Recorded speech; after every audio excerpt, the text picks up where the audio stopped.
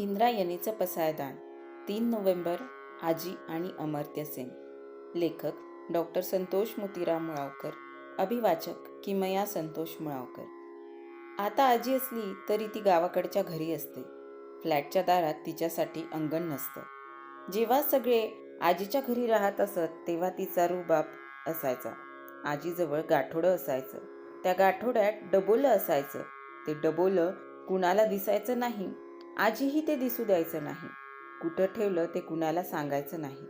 आजीच्या पोटात शिरून राहिलेल्या घरातल्या नातवंडांना ते आजीच्या आयुष्याच्या शेवटी शेवटी कळायचं. आजीच्या लेकीला त्याचा थांगपत्ता नसायचा. त्या डबोल्यात आजीच्या गाठीला बांधलेला पैसा असायचा. हा पैसा सगळ्यांना पुरायचा. कितीही खर्च केला तरी पैशातला पैसा उरायचा. त्याचं कारण असं असायचं, पैसे मागितले की आजी चक्क नाही म्हणायची. पैसे संपलेत असं सांगायची. पैसा फुकट येत नसतो असंही बजवायची.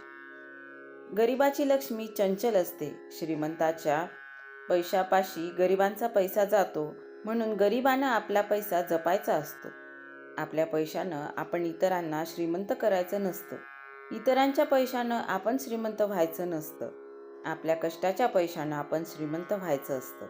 आपला पैसा आपण जपून ठेवायचा असतो. विनाकारण उधळायचा नसतो. पैशाला पाय फुटू द्यायचे नसतात. पैशाला पाय फुटले की पैसे आपले पाय घेऊन जातात. पाय घेऊन जाताना चांगलाच हात दाखवून जातात. आजी तिच्या अर्थशास्त्राचं असं स्पष्टीकरण द्यायची. आजीचं अर्थशास्त्र खरंच अर्थपूर्ण होतं. त्या अर्थशास्त्रात कोणताही अनर्थ नव्हता. आजी नेहमीच सांगायची, माणसानं 2 पैसे कमवावेत, 2 पैसे खर्च करावेत. कुणाला गरज पडली तर आपले 2 पैसे लपवू नयेत. 2 पैसे काही उरावर सोबत बांधून न्यायचे नसतात. पैसा इथंच ठेवून जावे लागतात. पैशामागचं पापपुण्य मात्र सोबत घेऊन जावं लागतं. म्हणून हरामानं पैसे कमावू नये. कुणाचे 2 पैसे लुबाडू नयेत. कुणाला 2 पैशांसाठी मिंध करू नये.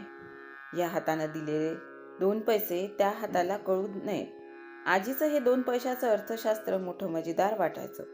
हे अर्थशास्त्र ऐकलं की 2च पैसे का कमवावेत, 2च पैसे खर्च का करावेत, 2 पैसे कमावून 2 पैसे खर्च केल्यावर 2 पैसे शिल्लक राहतीलच कसे, हे प्रश्न पडायचे. तरी आजी मोठी अर्थशास्त्रज्ञ वाटायची. कठीण प्रसंगी 2 पैसे मागितले की आजी 4 पैसे काढून द्यायची. पुढं एक पैसा कमवण्यासाठी कष्टाचे डोंगर उपसायची पाळी आली. कमवलेला पैसा हातातून पाऱ्यासारखा निसटून जाऊ लागला तेव्हा आजीच्या 2 पैशांच्या अर्थशास्त्राचा अर्थ कळू लागला. 2 पैसे हे आजीच्या अर्थशास्त्रातलं रूपक होतं. 2 पैसे कमवावेत म्हणजे गरज असेल तेवढेच पैसे कमवावेत. 2 पैसे खर्च करावेत म्हणजे गरज असेल तेवढेच पैसे खर्च करावेत. प्रामाणिकपणे 2 पैसे कमवायला जीवाचं रान करावं लागतं. पैसा फुकट येत नसतो. 4 पैशांचे कष्ट केल्यावर 2 पैसे हातात पडतात. त्यातला 1 पैसा खर्च होतो. त्याचा योग्य खर्च शाश्वत समाधान देऊन जातो. त्या समाधानात हा पैसा शाश्वतच असतो. उरलेला 1 पैसा काटकसरीनं वाचवावा लागतो. मनात शिल्लक राहिलेला पैसा आणि काटकसरीनं वाचवलेला पैसा ह्या 2 पैशात सचोटीची श्रीमंती असते.